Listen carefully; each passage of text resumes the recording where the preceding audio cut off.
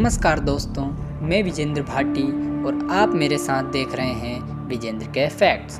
दोस्तों, आज हम बात करने जा रहे हैं भारतीय सेना के एक वीर जवान की। दोस्तों, वैसे तो हमारी भारतीय सेना पहले भी दुश्मनों को करारा जवाब देती थी और आज भी देती है और भविष्य में भी देती रहेगी। लेकिन आज हम एक ऐसे जवान की बात करेंगे जिसने 48 सालों तक भारतीय सीमा की सुरक्षा की और बाद में रिटायर हो गए।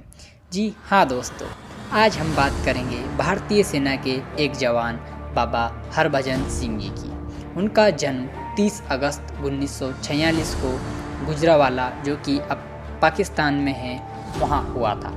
सेना के मुताबिक हरभजन सिंह 1966 में पंजाब रेजिमेंट में शामिल हुए। कुछ समय बाद उनकी तैनाती नाथूला में हुई और वहीं एक हादसे में उनकी मृत्यु हो गई। ऐसा कहा जाता है कि ये हादसा तब हुआ जब वह घोड़े के एक काफिले को तोकुला से डोंगचूला ले जा रहे थे।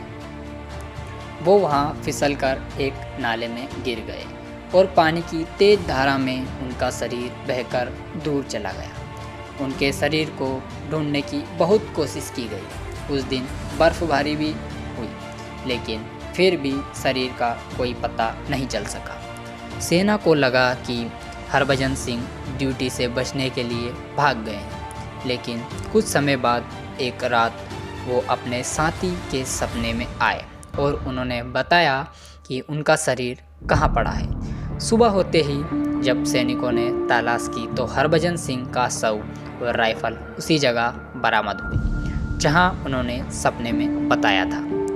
सेना से हरभजन सिंह को भगोड़ा मारने की गलती हो गई थी, इसीलिए उन्होंने अपनी भूल को सुधारा और अंतिम संस्कार पूरे सम्मान के साथ किया गया। कुछ समय बीता और कुछ समय बाद ही हरभजन सिंह अपनी टुकड़ी के एक सैनिक के सपने में फिर से आए और उन्होंने उससे कहा कि उनका शरीर गया है, लेकिन उनकी आत्मा अब भी ऑन ड्यूटी ही रहेगी।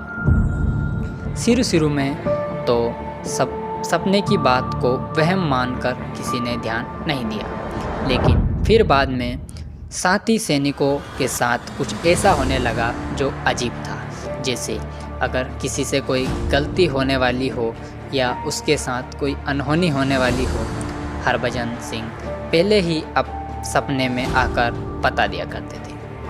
सैनिकों को हमेशा एहसास हुआ करता था कि हरभजन सिंह उनके साथ है।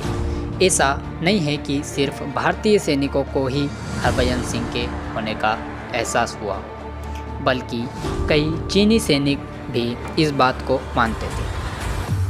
चीन के कई सैनिकों ने भारतीय अधिकारियों से कहा था कि आपका एक सैनिक यहाँ घोड़े पर घूमता है, उसे वापस बुला लो। जब ये बात बड़े अधिकारियों तक पहुँची तो उन्होंने इस बात की तहकीकात की। इसके बाद ये मान लिया गया कि बर्फीले तूफानों के बीच जब सैनिक सीमा की रक्षा कर रहे हैं, तब एक ऐसा सैनिक भी है जो दिखाई नहीं देता है, क्योंकि वो आत्मा है। हरभजन सिंह सैनिकों के लिए बाबा हरभजन सिंह हो गए। इसके बाद वहीं खाली पड़े बंकर में उनका मंदिर बना दिया गया। उसमें उनकी वर्दी, जूते, बाबा का बिस्तर और बाकी का सभी जरूरी सामान रख दिया गया। बाबा के मंदिर का जिम्मा आर्मी ने लिया। उन्हें सुबह के नाश्ते से लेकर खाने तक सब कुछ परोसा जाने लगा। जैसे ही रात का समय होता, मंदिर के दरवाजे बंद कर दिए जाते, क्योंकि यह बाबा की ड्यूटी का समय होता था। और कई दफ़ा ऐसा होता था जब सुबह सैनिक बंकर में आते तो देखते थे कि चादर तनी हुई नहीं है, बल्कि उसमें सिलबट्टे हैं। वहाँ रखे जूतों में मिट्टी लगी होती थी।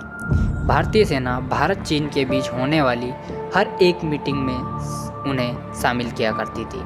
उस मीटिंग में उनके नाम की एक खाली कुर्सी लगाई जाती थी। 2006 में बाबा को रिटायर कर दिया गया और उसके बाद कहा जाता है कि बाबा वहीं बंकर में रहते हैं और देश की सुरक्षा करते हैं। भारतीय सैनिकों में बाबा हरभजन सिंह से काफ़ी आस्था जुड़ी हुई है।